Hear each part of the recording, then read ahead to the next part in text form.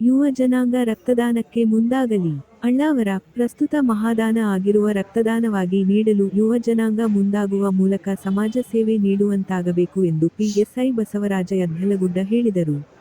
ಪಟ್ಟಣದಲ್ಲಿ ಆರ್ಎಸ್ಎಸ್ ವತಿಯಿಂದ ಹುಬ್ಬಳ್ಳಿಯ ರಾಷ್ಟ್ರೋತ್ಥಾನ ರಕ್ತನಿಧಿ ಕೇಂದ್ರದ ಸಹಯೋಗದಲ್ಲಿ ಭಾನುವಾರ ಆಯೋಜಿಸಿದ್ದ ಭಾರತೀಯ ಯೋಧರ ಧನ್ಯತೆಗೆ ರಕ್ತದಾನ ಶಿಬಿರಕ್ಕೆ ಚಾಲನೆ ನೀಡಿ ಅವರು ಮಾತನಾಡಿದರು. ಕೃತಕವಾಗಿ ಸೃಷ್ಟಿಸಲು ಅಸಾಧ್ಯವಾಗಿರುವ ರಕ್ತವನ್ನು ಮನುಷ್ಯನ ಶರೀರದಲ್ಲಿಯ ಉತ್ಪತ್ತಿ ಮೂಲಕ ಮಾತ್ರ ಪಡೆಯಬಹುದು.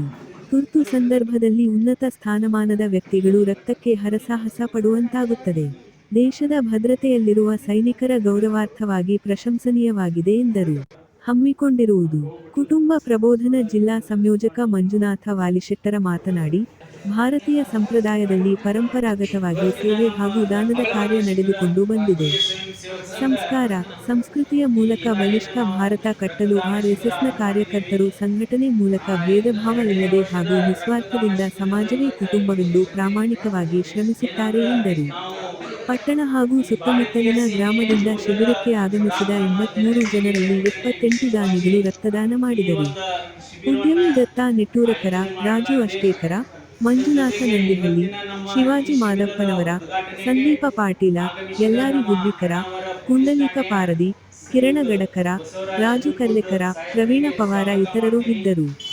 ಅಳ್ಳಾವರದಲ್ಲಿ ರಾಷ್ಟ್ರೀಯ ಸ್ವಯಂ ಸೇವಕ ಸಂಘದಿಂದ ಆಯೋಜಿಸಿದ್ದ ರಕ್ತದಾನ ಶಿಬಿರಕ್ಕೆ ಪಿಎಸ್ಐ ಬಸವರಾಜ ಯದ್ಲಗುಡ್ಡ ಚಾಲನೆ ನೀಡಿದರು.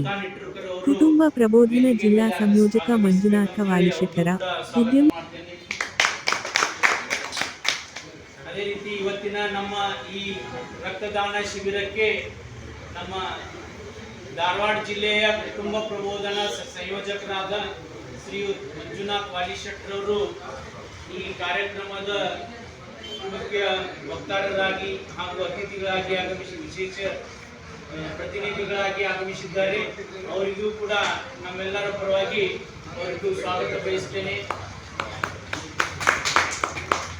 ಈಗ ಶ್ರೀಯುತ ನಮ್ಮ ಅಣ್ಣಾವರ ಪೊಲೀಸ್ ಠಾಣೆಯ ಪಿಎಸ್ಐ ಸಾಹೇಬರಾದ ಶ್ರೀ ಬಸವರಾಜ ಯದ್ಲಗುಡ್ಡ ಸಾಹೇಬರು ಹಾಗೂ ವೇದಿಕೆಯ ಹಿರಿಯರಿಂದ ಈ ರಕ್ತದಾನ ಶಿಬಿರಕ್ಕೆ ದೀಪ ಬೆಳಗಿಸುವ ಭಾರತ ಮಾತೆಯ ಪೂಜೆಗೆ ದೀಪ ಬೆಳಗಿಸುವ ಮೂಲಕ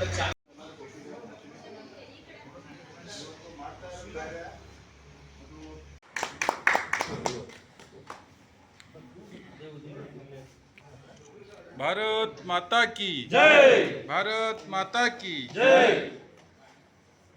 जय जवान जय किसान, जय जवान जय किसान.